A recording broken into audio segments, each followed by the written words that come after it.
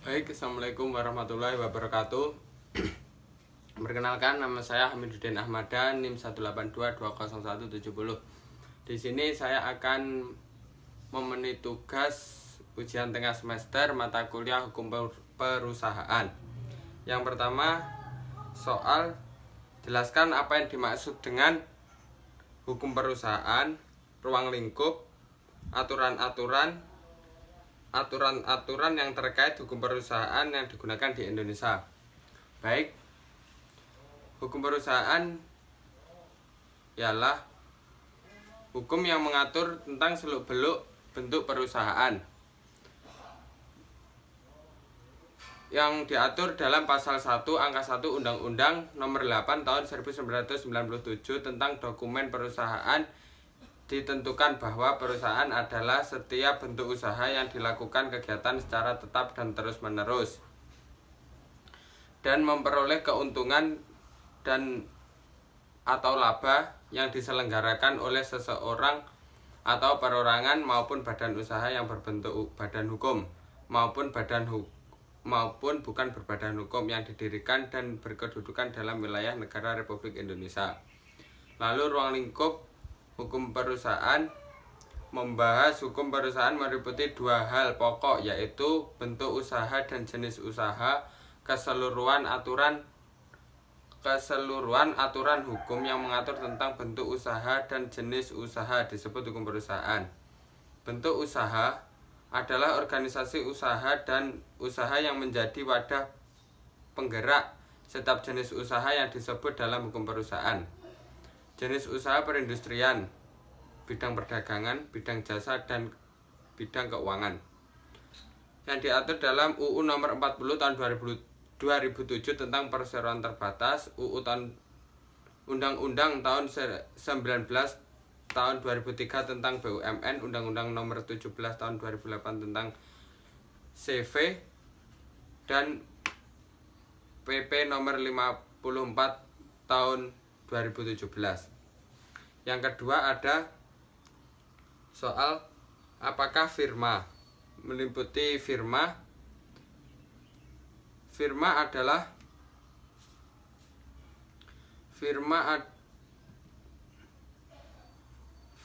adalah suatu persekutuan antara dua orang atau lebih yang menjalankan badan usaha dengan nama bersama yang mempunyai tujuan untuk membagi hasil yang didapat dari persekutuan tersebut. Dalam firma, semua anggota bertanggung jawab sepenuhnya sendiri maupun bersama terhadap utang-utang perusahaan kepada pihak lain. Bila mana perusahaan mengalami kerugian akan ditanggung bersama bila perlu dengan seluruh kekayaan pribadi mereka. Adapun pendirian firma terdapat dalam pasal 22 Kitab Undang-Undang Hukum Dagang yang menjelaskan bahwa tiap-tiap persekutuan firma harus didirikan dengan akta otentik. Akan tetapi, ketiadaan akta demikian tidak dapat ditemukan untuk merugikan pihak ketiga. Yang pertama, firma harus didirikan dengan akta otentik. Dua, firma harus didirikan dengan tanpa akta otentik. Yang ketiga, akta yang tidak otentik tidak boleh merugikan pihak ketiga. Dasar hukum firma harus didirikan dengan akta otentik dibuat di muka notaris. Akta pendirian firma harus didaftarkan ke Panitiaraan Pengadilan Negeri yang di daerah hukumnya meliputi tempat kedudukan firma yang bersangkutan.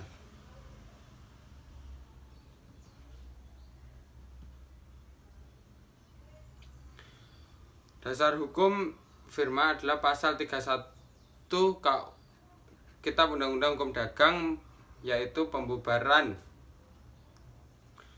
Lanjut kepada pembubaran sebuah perseroan firma dalam waktu yang ditentukan dalam perjanjian atau terjadi karena pelepasan diri atau penghentian perpanjangan waktu setelah habis waktu yang ditentukan. Demikian pula segala perubahan yang diadakan dalam perjanjian yang asli yang berhubungan dengan pihak ketiga diadakan juga akta otentik dan tidak terhadap ini berlaku ketentuan pendaftaran dan pengumuman dalam surat edaran resmi.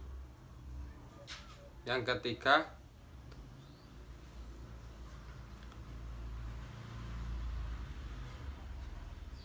Yang ketiga,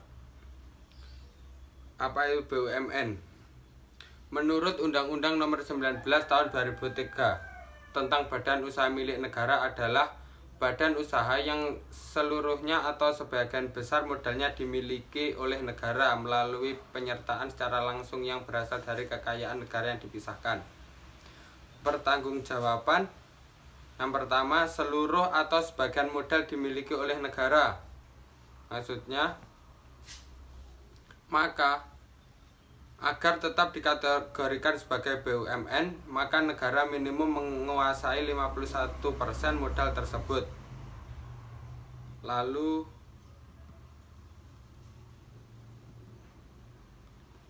penyertaan secara langsung, yaitu mengingat di sini ada penyertaan langsung, maka negara terlibat dalam penanggung resiko untung dan ruginya perusahaan.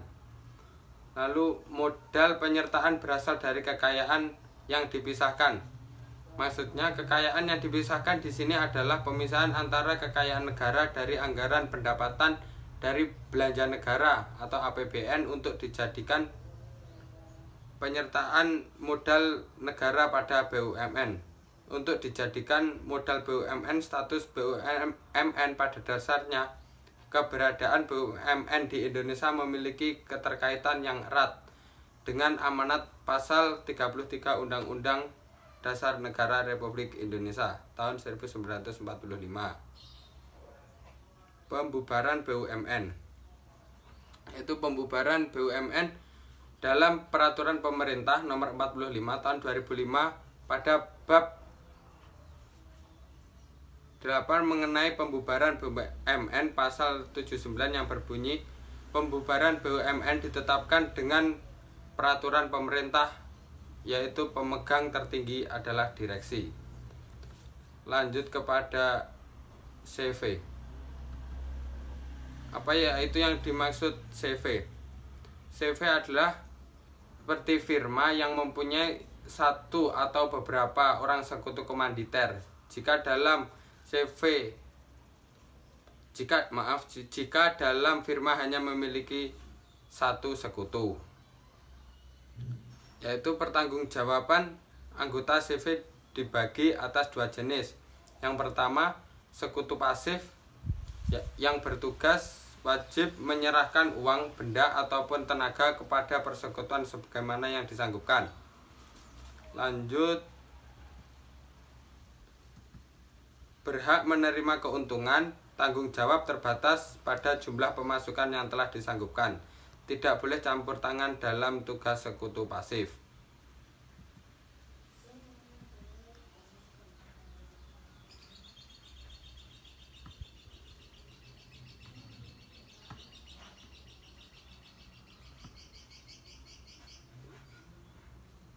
Tanggung jawab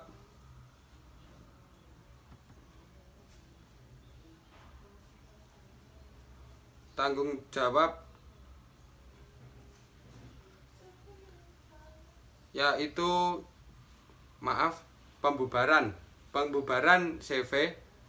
Yang pertama, pembubaran anggaran dasarnya dituangkan dalam anggota pendirian terdiri minimal 2 orang.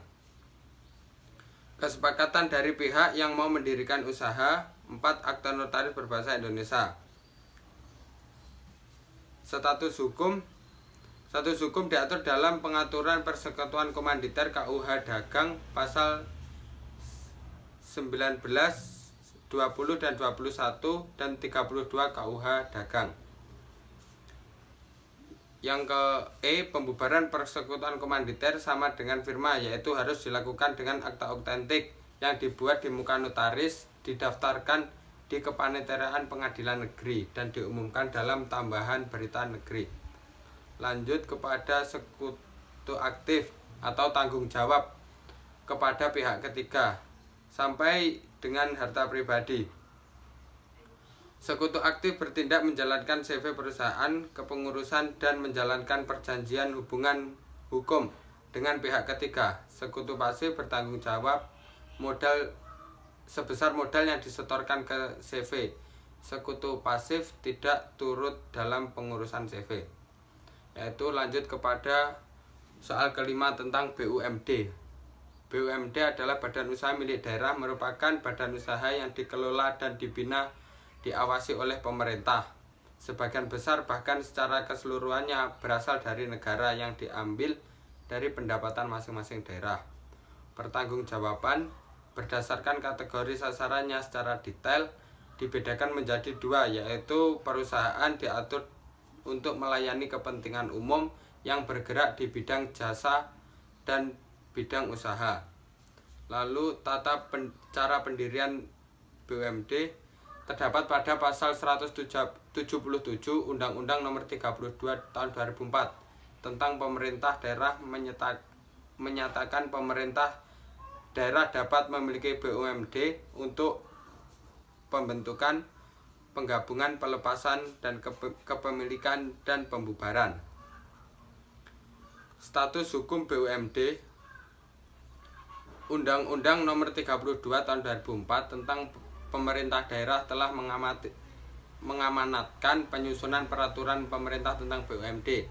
Selain daripada itu, dengan telah dicabutnya Undang-Undang Nomor 5 Tahun 1962 tentang perusahaan daerah. Setelah terbitnya Undang-Undang Nomor 23 tentang ini perlu disusun untuk mengisi kekosongan hukum terkait peraturan mengenai BUMD. Pemegangan kekuasaan tertinggi BUMD 6 kepala daerah, yaitu bupati. Sekian dari saya, bila ada kekurangannya mohon dimaklumi.